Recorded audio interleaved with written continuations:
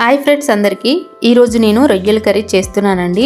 నేను ఎక్కువగా ఈ స్టైల్లోనే చేస్తూ ఉంటాను. ఒక్కొక్కరు ఒక్కోలా చేస్తూ ఉంటారు, కానీ ఇలా ట్రై చేయండి. టేస్ట్ అయితే చాలా బాగుంటుంది. మీ ఇంట్లో అందరికీ కూడా నచ్చుతుంది. ఫస్ట్ టైం నా ఛానల్ని చూస్తుంటే సబ్స్క్రైబ్ చేసుకోండి. ఇలాంటి మంచి మంచి రెసిపీస్ అప్లోడ్ చేస్తూ ఉంటాను. కర్రీ ప్రాసెస్ కోసం శుభ్రంగా క్లీన్ చేసుకున్న 1/2 కేజీ రొయ్యల్ని తీసుకోవాలి. రొయ్యలకి వెనుక వైపు నల్లగా ఒక పార్ట్ ఉంటుంది, అది కూడా తీసుకోవాలి. ఇందులో 1 స్పూన్ కారం, 1/2 స్పూన్ పసుపు, 1 స్పూన్ సాల్ట్ వేసుకుని బాగా కలుపుకొని పక్కన పెట్టుకోవాలి. తర్వాత కడాయిలో 2 టేబుల్ స్పూన్ల వరకు ఆయిల్ వేసుకుని ముందుగా మ్యారినేట్ చేసుకున్న రొయ్యల్ని ఒక్కొక్కటిగా వేసుకోవాలి. మీడియం ఫ్లేమ్ పెట్టుకుని 2 వైపులా ఫ్రై చేసుకోవాలి. మరీ డీప్ ఫ్రై అవ్వకూడదండి, కొంచెం ఫ్రై అయితే చాలు. ఇవి పెద్ద రొయ్యలు కాబట్టి నేను ఫ్రై చేసుకుంటున్నానండి, స్మెల్ అది పోవడం కోసం. చిన్న రొయ్యలు అయితే ఫ్రై చేసుకోవాల్సిన అవసరం లేదు. ఇవన్నీ ఫ్రై అయిపోయాయి. ఇప్పుడు మనం ఒక ప్లేట్లోకి తీసుకొని పక్కన పెట్టుకోవాలి. తర్వాత ఇందులోనే 1 టేబుల్ స్పూన్ వరకు ఆయిల్ వేసుకుని ముందుగా 2 ఉల్లిపాయలని పేస్ట్ చేసుకున్న పేస్ట్ని వేసుకుని బాగా బ్రౌనిష్ కలర్ వచ్చే వరకు ఫ్రై చేసుకోవాలి. ఇది ఇలా 1 నిమిషం పాటు ఉడికించుకుంటే మనకి ఫ్రై అయిపోతుందండి. ఇప్పుడు ఇది ఫ్రై అయిపోయింది. ఇందులో 1 స్పూన్ అల్లం వెల్లుల్లి పేస్టు, 1 స్పూన్ కారం, 1/2 స్పూన్ పసుపు, 1 స్పూన్ సాల్ట్ వేసుకుని బాగా కలుపుకోవాలి.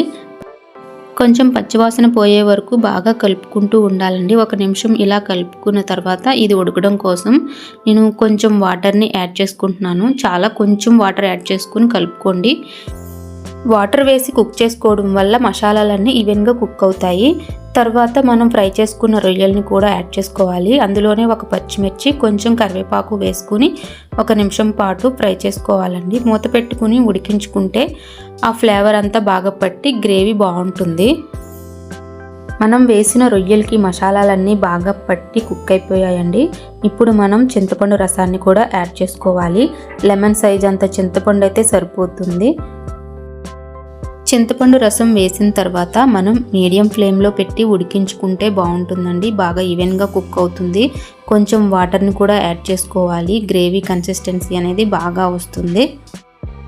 ఇప్పుడు ఇందులో సాల్ట్ చెక్ చేసుకుని 3 నిమిషాలు మూత పెట్టుకుని ఉడికించుకోవాలి. ఇలా కుక్ అయిన తర్వాత 1 స్పూన్ ధనియాల పొడి, 1 స్పూన్ జీలకర్ర పొడి కూడా వేసుకుని బాగా కలుపుకొని మూత పెట్టి 1 నిమిషం ఉడికించుకోవాలండి.